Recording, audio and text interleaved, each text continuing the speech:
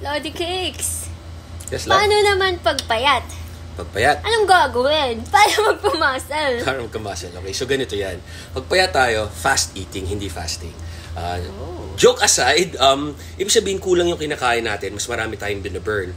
And at the same time, swerte tayo dahil pagpayat tayo, hindi na natin kailangan mag-cardio or mag-calorie deficit or mag-fasting. Ang importante dyan, kumain tayo, pakiramdaman natin, kain tayo ng carbs tsaka protein before workout, and then the following day, try naman natin fats tsaka protein bago mag-workout. Tingnan nyo kung saan kayo mas malakas.